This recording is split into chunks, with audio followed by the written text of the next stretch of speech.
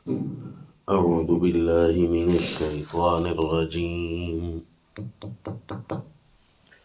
بسم الله الرحمن الرحيم. كيف يكون للمشركين عهد عند الله وعند رسوله إلا الذين عاهدتم عند المسجد الحرام فما استقاموا لكم فاستقيموا لهم إن الله يحب المتقين. سورة التوبہ آیت نمبر 7. كيف يكون للمشركين عهد عند الله وعند رسوله، کیسے وہ مشرکین کا معاہدہ وعدہ اللہ کے ساتھ اور اس کے رسول کے ساتھ، مشرکوں کا معاہدہ کیسے ہو سکتا ہے؟ ہاں، وہ مشرک جنہوں نے تمہارے ساتھ مسجد حرام کے پاس کھڑے ہو کر معاہدے کیے تھے، فَمَا اسْتَقَامُوا لَكُمْ فَاسْتَقِيمُوا لَهُمْ، جب تک وہ اپنے معاہدے کی پاسداری کرتے رہیں تم بھی ان کے ساتھ پاسداری میں چلتے رہو. ان اللہ یحب المتقین، کیونکہ بے شک اللہ ان کو پسند کرتا ہے جو نافرمانیوں سے بچ بچ کر رہتے ہیں. متقین یعنی نافرمانیوں سے بچ بچ کر چلنے والے. تو یہ جو نافرمانی نہیں کرتا اپنے اللہ کی اور معاہدے کی پاسداری مشرکین کے ساتھ بھی کرتا ہے تو اللہ اس کو محبوب رکھتا ہے. لیکن اگر مشرکین صرف تمہیں چکمہ دینے کے لیے معاہدہ کرتے ہیں تو ان کی معاہدے کی کیا حیثیت ہے کہ وہ خود اس سے دین حنیف کے خلاف پینترا بنا رہے ہیں، اس کو ایک بہت بڑا ذریعہ بنا رہے ہیں تمہیں زیر کرنے کے لیے. کیف وَإِن يَظْهَرُوا عَلَيْكُمْ لَا يَرْقُبُوا فِيكُمْ إِلًّا وَلَا ذِمَّةً، کیسے ہو سکتے ہیں ان کے معاہدے جب وہ تمہارے اوپر غالب آ جائیں کسی بھی صورت میں تو نہیں پاس کریں گے، پاس رکھیں گے کسی رشتہ داری کا اور نہ ہو کسی معاہدے کا. یعنی انہیں موقع ملنے کی دیر ہے حملہ کی، اگر وہ تم پر غالب آ جائیں تو کسی رشتہ داری اور عہد و پیمان کا خیال نہیں کریں گے. یرضونکم بافواہہم، وہ صرف اپنے منہوں کے ذریعے تمہیں راضی کر رہے ہیں، لہذا ان کی چکنی چپڑی باتوں سے تم جو ہے متاثر نہ ہو جانا. وَتَأْبَى قُلُوبُهُمْ، ان کے دل جو ہے اس کا انکار کر رہے ہیں کہ وہ تمہارے ساتھ کسی بھی معاہدے کو پورا کریں. وَأَكْثَرُهُمْ فَاسِقُونَ، ان کی اکثریت نافرمان رہی ہے. یعنی ایک آدھ کوئی ان میں سے ایسا ہو جو انسانیت اس کے اندر کبھی کبھی جاگ جاتی ہو، لیکن اکثریت تو ان کے اندر فاسق ہیں. تو پھر ان کے جو معاہدے ہوتے ہیں، ان کے معاہدے اس قابل نہیں ہیں کہ تم اپنے دین کو ان کے معاہدوں اور ان کی باتوں میں آ کر کہیں چھوڑ دو. یہاں سے سورۃ التوبہ میں یہاں جہاد کے تذکرے میں یہ بات آئی ہے کہ مشرکین نے تو مسلمانوں سے معاہدہ کر رکھا ہے تو پھر ان کے ساتھ قتال کیوں جائز ہو؟ تو جواب دیا کہ جب تک وہ معاہدے کی پاسداری کرتے رہے تو کرتے رہو. اگر وہ معاہدے کی پاسداری نہیں کرتے تو پھر ان کا معاہدہ کسی کام کا نہیں رہا.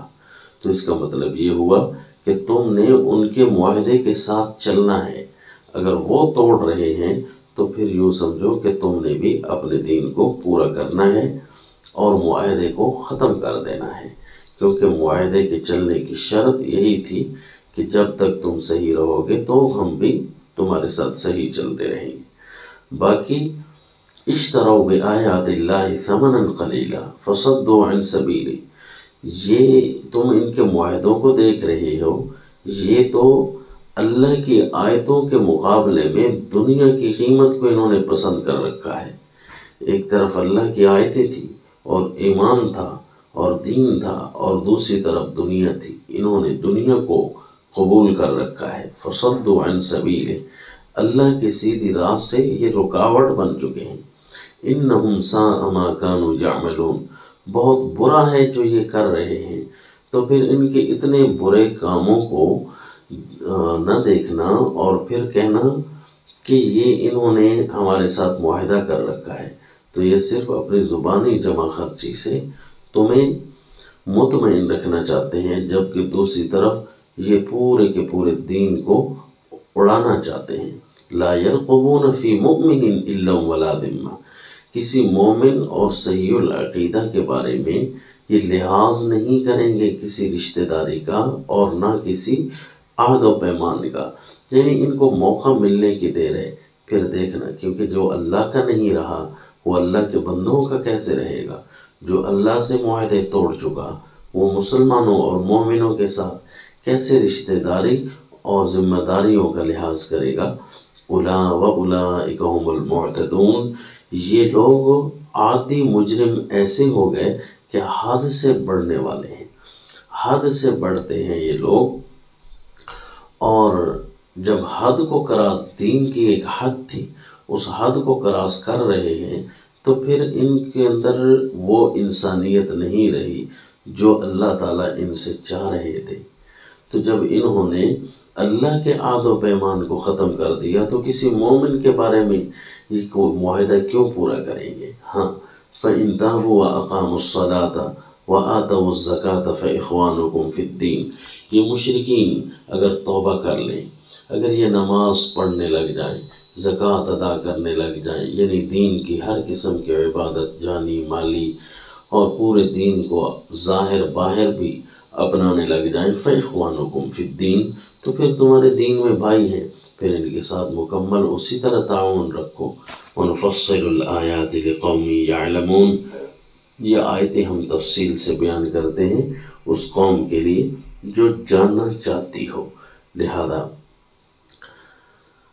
حدیث شریف میں بھی اسی طرح ایک آیا کہ تم نے مشرکین سے معاہدے، عہد و پیمان، رشتہ داریاں یہ بھی رکھنی ہیں اور تمہیں اپنی جنت کو بھی دیکھنا ہے، لیکن یہ نہ کہہ لینا کہ جنت صرف عمل کی وجہ سے ملتی ہے، بلکہ اللہ کے فضل اور رحمت کی وجہ سے ملتی ہے۔ یہی وہ چیزیں ہیں جن کے ذریعے ہم اپنے اللہ کی رحمت کو سمیٹ سکتے ہیں، اپنے مکمل طور پر دین کو سامنے رکھتے ہوئے۔ سیدنا ابو ہریرہ رضی اللہ تعالیٰ عنہ سے روایت ہے، بخاری شریف میں آیا، لن يدخل احدا عمله الجنہ، ہرگز کسی کو اس کا عمل جنت میں نہیں لے جائے گا۔ تو صحابہ نے عرض کیا، ولا انت یا رسول اللہ، اللہ کے نبی آپ بھی اپنے عمل کے ذریعے نہیں؟ فرمایا لا ولا انا، نہیں میں بھی نہیں، بلکہ الا ان یتغمدنی اللہ بفضل ورحمہ، لیکن اللہ نے مجھے اپنے فضل اور رحمت سے ڈھانپ رکھنا ہے۔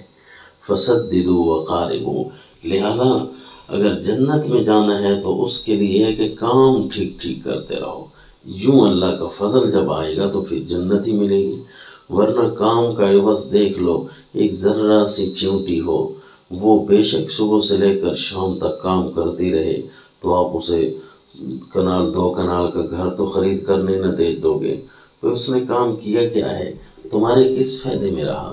تو اسی طرح پوری زمین جو ہے یہ اللہ کے اس نظام کے سامنے ایک سورج کے سامنے چیونٹی کی حیثیت رکھتی ہے، اتنی چھوٹی سی زمین ہے۔ پھر پوری زمین میں ہم اتنے لوگ رہتے ہیں، ہم صبح سے لے کر شام تک کام کرتے ہی رہیں تو اللہ کو ہم نے کیا فائدے دیے کہ ہم جنت خرید سکیں؟ نہیں، اصل مقصد جنت میں اعمال کے ذریعے نہیں، اللہ کے فضل کو تلاش کرتے ہوئے جانا ہے۔ تو اللہ کا فضل یہی رہے گا کہ کسی کے ساتھ کس طرح چلنا ہے۔ فَصَدِّدُوا وَقَارِبُوا، سیدھے سیدھے چلتے رہو، وَقَارِبُوا، دین کے ساتھ مل مل کر رہو۔ وَلَا يَتَمَنَّيَنَّ أَحَدُكُمُ الْمَوْتَ، تم میں سے کوئی موت کی تمنا نہ کرے، اِمَّا مُحْسِنًا فَلَعَلَّهُ أَن يَزْدَادَ خَيْرًا، اگر وہ دل سے نیکی کرنے والا ہوگا تو زندگی اس کو فائدہ دے جائے گی، اپنی نیکیوں میں زیادتی کر لے گا۔ زیادہ کر لے گا اپنی نیکیوں کی، وَإِمَّا مُسِيئًا فَلَعَلَّهُ أَن يَسْتَعْتِبَ، اگر اس نے کوئی گناہ کیے ہیں تو پھر اس کو زندگی جو مل رہی ہے تو امید یہ ہے کہ اسے توبہ کی بھی توفیق مل جائے گی۔ اور سیدہ عائشہ رضی اللہ عنہا سے بھی روایت ہے بخاری شریف میں کہ رسول اللہ صلی اللہ علیہ وسلم نے فرمایا، سددوا وقاربوا واعلموا ان لن يدخل احدكم عمله الجنة وان احب الاعمال ادومها الى الله وان قل۔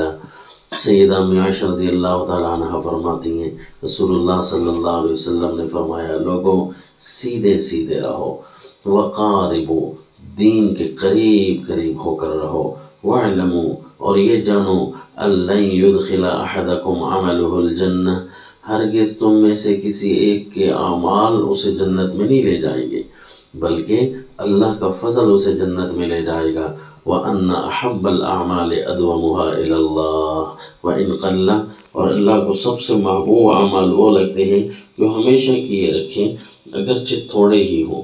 جب تھوڑے ہوں تو پھر اللہ تعالیٰ ان اعمال کے اوپر فضل اور رحمت ایسی کرتے ہیں کہ اللہ اس کے عوض میں جنت بھی دے دیتے ہیں۔ اور اسی طرح دوسری روایت میں فرمایا، یہ بھی بخاری شریف میں سیدہ عائشہ رضی اللہ عنہا سے ہے کہ رسول اللہ صلی اللہ علیہ وسلم نے فرمایا، سددوا وقاربوا وابشروا سیدھے سیدھے رہو، قریب قریب ہو کر رہو دین کے، وابشروا اور خوشخبریاں لو، فإنه لا يدخل أحدا الجنة عمله تم میں سے ہرگز کسی ایک کو اس کا عمل تو جنت میں نہیں لے جائے گا۔ اور صحابہ نے عرض کی، اللہ کے نبی آپ بھی تو فرمائے، ہاں لیکن اللہ نے مجھے اپنی رحمت سے ڈھانپ رکھا ہے۔ اور حضرت مجاہد اس کا معنی کرتے ہیں سدادن سدیدن صدقن، یعنی سددو سیدھے سیدھے رہو، سچائی تمہارے اعمال سے نظر آتی رہے۔ تو یوں پھر جب بندہ سیدھا سیدھا رہتا ہے تو پھر اللہ تعالیٰ اس کو اپنا فضل و عنایت زیادہ کرتے ہیں کہ یہ ہر معاملے میں یہ میرے ساتھ ہی رہتا ہے، زمین پر اپنے اللہ کو راضی کرنے کے لیے آیا تھا، تو یوں پھر اللہ تعالیٰ اسے جنت دے دیں گے۔ حدیث شریف میں یہ بھی آیا، عن ابی مالک الاشعری رضی اللہ عنہ، مسلم شریف میں ہے کہ رسول اللہ صلی اللہ علیہ وسلم نے فرمایا، الطہور شطر الایمان والحمد للہ تملأ المیزان وسبحان اللہ والحمد للہ تملأان او تملأ ما بین السماوات والارض۔ یاد رکھو پاک رہنا یہ ایمان کا حصہ ہے، طہور یعنی پاک رہنا ایمان کا حصہ ہے، اور الحمدللہ یہ ترازو کو بھر دیتا ہے۔ یہ جملہ اس پر ایمان، اعتقاد اور پھر اس کو پڑھنا کہ الہ بننے والی ساری خوبیاں تیری ہیں، یعنی جتنی بھی الہ بننے والی خوبیاں ہیں۔ اب یہ جو مثلا فلاں حافظ قرآن ہو گیا، فلاں بڑا عاجز آ گیا، یہ تو الہ بننے والی خوبیاں نہیں ہے نا، کہ فلاں بڑا تھوڑا کھاتا ہے، فلاں بڑا صحت مند ہے، تو یہ الہ بننے والی خوبیاں نہیں ہیں۔ تو تعریفیں ساری اللہ کی وہ جن سے کوئی ہستی الہ بن سکے، مثلا خالق ہونا، مالک ہونا، لجپال ہونا، داتا ہونا، گنج بخش ہونا، غریب نواز ہونا، یہ ساری صفتیں اللہ کے لیے کوئی مانتا ہو تو یوں سمجھو کہ اس کا ترازو بھر جائے گا، یہ بولتا رہے اور ایمان رکھتا رہے۔ وسبحان اللہ والحمد للہ تملأان او تملأ ما بین السماوات والارض، فرمایا سبحان اللہ اور الحمدللہ، اس پر اعتقاد اور ایمان رکھ کر پھر بولتے رہنا، یہ زمین و آسمان کو بھی بعض اوقات بھر دیتا ہے۔ یعنی اگر عمل دیکھا جائے تو چھوٹا سا ہے، لیکن فضل اللہ کا دیکھا جائے تو اللہ اس پر اتنا فضل کر دیتے ہیں کہ زمین و آسمان بھی بھر جاتا ہے۔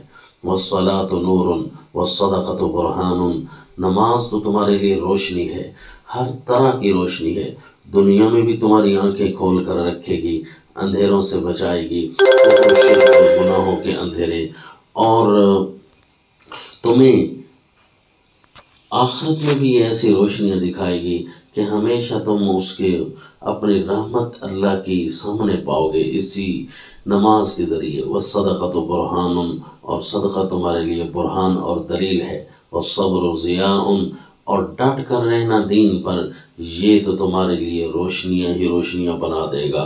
ایسی روشنیاں کہ جس سے تمہاری خوبصورتیاں نظر آئیں گی، تم روشن ہو جاؤ گے۔ والقرآن حجت لک او علیک، اور یاد رکھنا قرآن تیرے سامنے ہے، یہ کبھی تیرے حق میں بھی دلیل بن سکتا ہے اگر چلتے رہے گا، نہیں تو تیرے خلاف دلیل بنے گا اگر قرآن سے خلاف کیا، قرآن سے اختلاف کیا۔ کل الناس یغدو فبائع نفسہ فمعتقها او موبقها، ہر بندہ صبح اٹھتا ہے، کوئی اپنے آپ کو بیچ رہا ہوتا ہے، ہر بندہ اپنے آپ کو بیچ رہا ہوتا ہے، کوئی آزاد کروا رہا ہوتا ہے تو کوئی اپنے آپ کو تباہ کروا رہا ہوتا ہے۔